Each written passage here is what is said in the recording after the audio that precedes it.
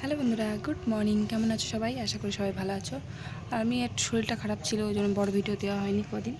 আর ওদিকে আমার শাশুড়ি মায়ের পায়ে ব্যথা। তো এবার মা তো উপরে উঠতে পারে না, সিঁড়ি দিয়ে উপরে উঠতে পারে না, ওই জন্য সকালবেলা পুজোটা আমি করে নিচ্ছি। তোমাদের বলেছিলাম চান হয়ে গেছে, চুলটা ভেজায়নি, পুরোটা ভেজায়নি চুল। আবার আমাকে দুপুরবেলা চান করতে হবে, রান্নাবান্না সেরে না, একটু চান না করলে আমার কেমন গরম করে। আর কি রোদের জোর, তাকানো যাচ্ছে না আজকে। আমি ঠাকুরের বাসনগুলো নিয়ে আসলাম, ঠাকুরের বাসনগুলো ধুয়ে মেজে নিয়ে দিয়ে পুজোটা করব। পুজো করে বড় ছেলের টিফিন রেডি করব। আজকে শুক্রবার, ওর স্কুল আছে, স্কুলে যাবে, টিফিনটা রেডি করে দেবো। আমার চান মানে মাথায় সামনেটা জল দিয়েছি, আর পুরো চুলটা ভিজায়নি। এবার দুপুরবেলা চান না করলে থাকতে পারিনি, খুব গরম লাগে আমার। আজকে উনুনেই রান্না করব, উনুনটা অনেক দিন জ্বালা হয় না, ইয়ে হয়ে যাচ্ছে, না জেলে জেলে নষ্ট হয়ে যাচ্ছে। উনুনে রান্না করব। যাই হোক, তো একদিন রান্না করেছিলাম, তো জ্বলছিল না একদম। আজকে দেখি জ্বালবো উনুনটা, নাহলে উনুনটা আমার অত সুন্দর উনুনটা না নষ্ট হয়ে যাবে। চলো আমি বাসনগুলো ধুয়ে নিই। দেখে দুই পুত্রই আমার ঘুমাচ্ছে, আর বাসন কটা ধুয়ে মেজে নিয়ে পুজোটা চট করে করে নেব।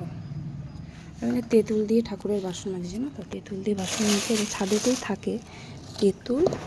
এই যে তেঁতুল, এটা আর এটা হচ্ছে যে গঙ্গার যে মিহি বালিটা, ওই বালিটা, এগুলো দিয়ে বাসন মাজলে কি সুন্দর পরিষ্কার হয়ে যায়, একদম চকচক চকচক করবে।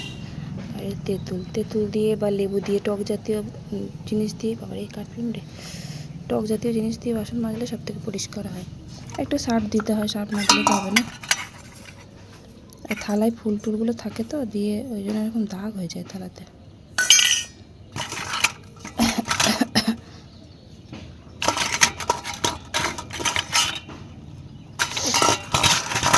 সকালবেলা চান করে ঠান্ডা লেগে যাচ্ছে,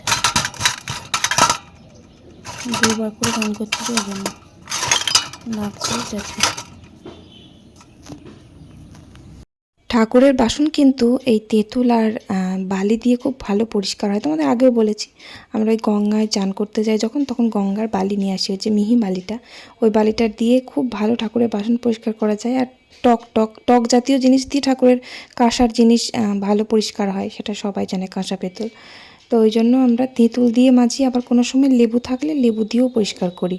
আবার টক জাতীয় জিনিস, যে কোনো টক জাতীয়, আমাদের যখন কুলের সিজন হয় তখন কুল থাকে, মা আবার আমার শাশুড়ি মা কুল আবার শুকিয়ে রেখে দেয়, একটা কৌটোর মধ্যে কুল শুকিয়ে রেখে দেয়, সারা বছর ওটা দিয়ে ঠাকুরের বাসন মাজা যায়। কীভাবে বলো তো?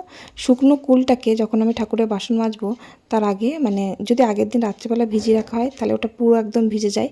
ওটা তো খুব টক হয়, ওই টক জাতীয় জিনিসটা দিয়ে মাজি, খুব পরিষ্কার হয় ভালো। যাই হোক, আর বললাম ওই যে আমার শাশুড়ি মার এখন পায়ে ব্যথা, তাই জন্য মার উপরে আসে না। আমি পুজোটা করি সকালবেলা, প্রত্যেক দিন ঠাকুর পুজোটা আমি করে নিই চান টান করে। আর আজকে না পুরো চুলটা ভিজায়নি, আর দুবার করে চান করতে হচ্ছে, তো তাই জন্য আজকে আর চুল ভিজালাম না। শরীরটা খারাপ, কয়েকদিন শরীরটা খুব একটা ভালো ছিল না, ওর জন্য বড় ভিডিওটা করাও হয়নি, আর ঠিক মতন মিনি ব্লগটাও দেওয়া হয়নি, তা বড় ভিডিও দূরের কথা। আর পায়ে ব্যথাটা একটু কমে গেছে, ভালো হয়েছে, কমেছে, কারণ আমাকেও সে উপর নিচ করতে হচ্ছে, যার জন্য আমার পায়ে ব্যথাটা ভালো হয়েছে, কমেছে, নাহলে আমার কাজ করতে অসুবিধা হয়ে যেত। সকালবেলা উঠে আগে নিচে যাই, নিচে গিয়ে আমি উপরের কাজ আগে করি না, আগে নিচে যাই, নিচে গিয়ে উঠোন ঝাড় দিই। বাসন থাকলে মা আবার ধুতে দেয় না, মা বলে আমি বসে বসে বাসনটা মাজবো। তো বাসন আমি যেদিন পারি সেদিনকে মেজে দিই, মা যেদিনকে ধুতে দেয় না সেদিনকে মাই ধুয়ে নেয়। আর ঘরটা ঝাড় দিয়ে দেয় মা, আমি ঘরটা মুছে দিই। মাকে বলি ঘর আমি ঝাড় দিয়ে দিচ্ছি, মা আবার কথা শোনে না, মা নিজেই ঝাড় দিয়ে দেয়, আমি মুছে দিই। যাই হোক, তারপর ঠাকুর পুজোটা করলাম, নিচে এসে ঠাকুর পুজো করে বড় ছেলের টিফিনটা রেডি করে দিলাম, ওর স্কুল আছে, খাবার দাবার রেডি করে দিয়ে গুবলুকে ঘুম থেকে তোলালাম, তারপর খাওয়ালাম, স্কুলে পাঠালাম, আমিও চা খেলাম, খেয়ে নিচে এলাম। নিচে এসে দেখছি মাছ নিয়েছে, মাছটা ধুয়ে নেব আমি। আর রান্না বলতে ভাতটা বসিয়ে দিয়েছি, ভাতটা হচ্ছে, ওদিকে ভাত হয়ে গেলে তারপরে দেখি, খুব বেশি কিছু রান্না করব না, ওই এক তরকারি ভাত বা একটা ভাজা, একটা চচ্চড়ি, যা হোক একটা কিছু করব। তো মাছটা কেটে নিয়ে এসছে, খুব ভালো করেছে। মাছটা আমি ধুয়ে নিলাম, এক এক সময় মাছ তো কেটে নেয় না কিছুতে, মাছটা ভালো করে ধুয়ে নিলাম। আর ভাতটা জানো তো, আমি ওই উপর থেকে যখন নিচে এলাম তখন আগেই ভাতটা আমি বসিয়ে দিয়েছিলাম, আর তারপর মাছটা ধুয়ে দিলাম। আর উনুনটা এখন জ্বলছে, আর ওই দিকের উনুনটা বললাম না, উনুনটা ভালো জ্বলে, ছোট উনুনটা, তাই ওটাতেই এখন রান্না করি। এই বড় উনুনটা এখন খুব একটা জ্বলে না, ভেজা ভেজা হয়ে আছে, মাটি থেকে জল উঠছে। আর বর্ষাকাল তো এখনও যায়নি, এখনও ভালোই বর্ষা আছে। আর আজকে বাঁধাকপি রান্না করব, বাঁধাকপিও নিয়েছে। আর একটু ভাত হয়ে গেছে, ভাতটা নামিয়ে দিয়েছি। একটু পেঁয়াজ ভাজলাম, ওই লঙ্কা পেঁয়াজ ভাজলাম আলু সিদ্ধ মাখার জন্য।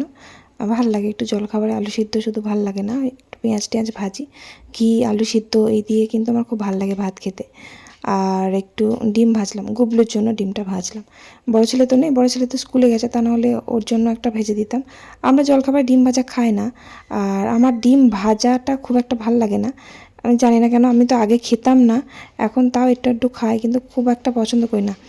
আমার ওই রুটি করলে রুটির ভেতরে ডিম ভাজা দিয়ে ওটা খেতে ভালো লাগে, এগ রোলের মতন, কিন্তু ডিম ভাজা আমার ভাত দিয়ে অতটাও ভালো লাগে না, কেমন একটা আস্তে আস্তে গন্ধ লাগে, খেতে পারি না।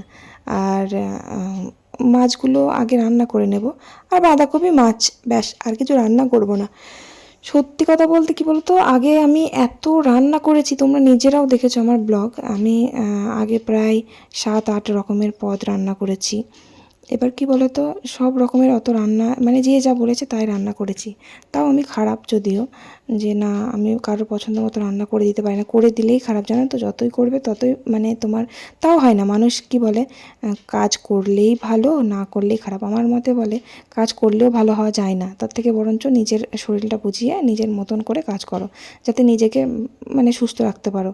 নিজের শরীরের ক্ষতি করে অন্যকে ভালো করার জন্য নিজেকেই ক্ষতি কখনো না করাই ভালো, যেটা আমি আজীবনকাল করে এসেছি। কিন্তু এখন একটু আস্তে আস্তে মানুষ চিনতে শিখছি, মানুষকে বুঝতে শিখছি যে অবশ্যই কর্তব্য অবশ্যই পালন করবে, কিন্তু নিজের শরীরকে কষ্ট দিয়ে নয়, নিজের শরীরের কথা অবশ্যই ভাবতে হবে, যেটা আমি কোনোদিনও ভাবিনি। আগে আমি কি করতাম, আগে আমি মানে আমি হয়তো মানুষের কাছে একটু ভালো হওয়ার জন্য, সবার কাছে, বাড়িতে সবার কাছে ভালো হওয়ার জন্য অনেক কিছু করেছি, কিন্তু ভালো আমি কখনোই হতে পারিনি। আর কি বলতো, বউরা কখনোই ভালো হয় না, কাজ করলেই বা কী, না করলেই বা কী। যাই হোক, অনেক বউদের অনেক রকমের জ্বালা আছে, কেউ সব কিছু বলতে পারে না। তো এবার আমি এখন বুঝতে পারি, দেখো মানুষ ঠোকর খেয়েই তারপর বোঝে, বলে মানুষ বাঁশ খায়, বলে না, বাঁশ খেলে তারপর মানুষ বোঝে যে হ্যাঁ, মানে কিছু মানুষ আছে বাঁশ খেয়েও আবার মানুষের উপকার করতে যায়, সেইটা হচ্ছে আমি। তো বাঁশ খেতে খেতে না এমন একটা পর্যায়ে এসে দাঁড়িয়েছি যে আর মানুষের প্রতি না ঘৃণা এসে গেছে, যে না দূর, এবার নিজের কথা একটু ভাবতেই হবে। এত বছর পর আমি আমার নিজের জন্য একটু ভাবি এখন। আগে ভাবতাম না, ধর আমার শরীর খারাপ হবে, যা হয় হবে, আমি আমার মতন করে কাজ করি, যা হয় হবে। কিন্তু আমার যে এখন মানে কি বলতো, মানুষকে বোঝা যায় বিপদের সময়, যখন তোমার বিপদ আসবে তখন তুমি বুঝতে পারবে কোন মানুষটা কেমন। আমার যখন শরীর খারাপ হয় আমাকে কিন্তু খেয়েও দেখে না, আমি নিজেই, আমি সত্যি কথা বলছি, আমি বুক ভাজিয়েই বলছি, আমি জোর গলায় বলছি, আমার শরীর খারাপ হলেও আমি কখনো শুয়ে থাকি না। কারণ আমি জানি আমি শরীর খারাপ নিয়ে যদি শুয়ে থাকি, আমার সংসারটা না দাঁড়িয়ে যাবে, চলবে না। হয়তো আমার বর ইনকাম করে এনে দেয়, কিন্তু সংসারটা চালাতে হয় আমাকেই। সংসারের কাজ, সমস্ত কিছু, এগুলো মেয়েদের না করলে, বাড়ির বউদের না করলে চলবে না। তোমার বর আজকে ইনকাম করে এনে তোমার সমস্ত ঘরের জিনিস কিনে দিচ্ছে, সমস্ত কিছু দিচ্ছে, কিন্তু তুমি যদি রান্না না করো, তুমি যদি ঘর ঝাঁট না দাও, তুমি যদি ঘর পরিষ্কার না করো, ছেলেকে খাবার না তৈরি করে দাও, তুমি জামা কাপড় যদি না করো, না কাচো, পরিষ্কার করো, তাহলে তোমার ঘরের প্রত্যেকটা কোণা যদি পরিষ্কার না করো, তাহলে তোমার সংসারটা চলবে কী করে? এগুলো তো বাড়ির বউদেরই করতে হয় না। প্রত্যেকটা কোণায় কোণায় অনেক কাজ থাকে, যেগুলো ছেলেদের চোখেই পড়ে না। ওরা শুধু ভাবে যে সারাদিন করছেটা কি, কী করে। আর যদি একটু মোবাইল দেখি তাহলেই বলবে সারাদিন মোবাইল দেখছিলে, করছিলে কি, এগুলো আবার কোনো কাজ হলো? তাই কারো কোনো কাজ নিয়ে কখনো খোঁটা দিতে নেই, সবারই কাজ কাজই, কাজ কখনো ছোট বড় কিছু না, সবই কাজ। এগুলো করতে সময় লাগে, যেমন কাপড় কাচা, ঘর মোছা, বাসন ধোয়া, এগুলো কি কাজ না? এগুলো কিন্তু আসল কাজ ঘরের। এগুলো না কাজ করলে, এই কাজগুলো না করলে না একটা ঘরকে সৌন্দর্য আসে না, ঘর সুন্দর হয় না কখনো। আমি যদি বাসনগুলো না ধুয়ে রেখে দিই, নোংরা করে রেখে দিই, তাহলে কি হবে? ঘরের সংসারের অমঙ্গল হবে। তো এটাই বাস্তব যে বউরা যতই করুক না কেন, ওরা সারা জীবন খারাপই থাকে। খুব কম বাড়িতে বউদের একটু সুনাম করা হয়। যাই হোক, ওসব বাদ দিলাম। আর হ্যাঁ, ভিডিওটা কিন্তু আমাকে খুব তাড়াতাড়ি শেষ করে ফেলতে হচ্ছে, তার কারণ হচ্ছে যে সেদিন মানে যেদিন আমার এই ব্লগটা, এটা সেটা শুক্রবার ছিল, শুক্রবারের দিনকে ব্লগটা আমি করেছিলাম।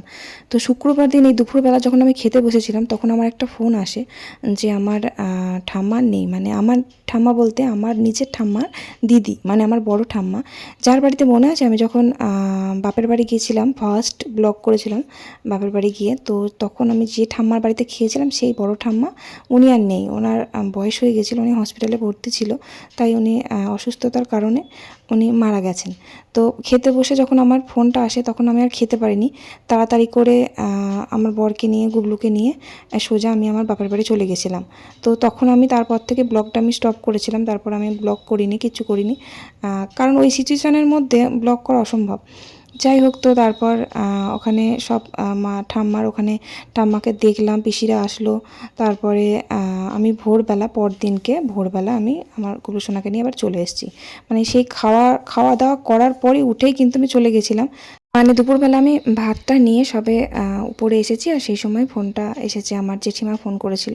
আমার জেঠিমা যে বাড়িতে, জেঠিমার বাড়িতে আমি যাই না, ওই যে আমার বোন আছে যে কৃষ্ণনগরে যে জেঠিমা, ওই জেঠিমারই শাশুড়ি মা, মানে আমার ঠাম্মার আর ওই আমার বোনের ঠাম্মা দুই বোন, একদম নিজের দুই বোন, মানে দুই বোন দুই ভাইকে বিয়ে করেছিল, তাই জন্য দুই বোন হয়েছে দুই যা।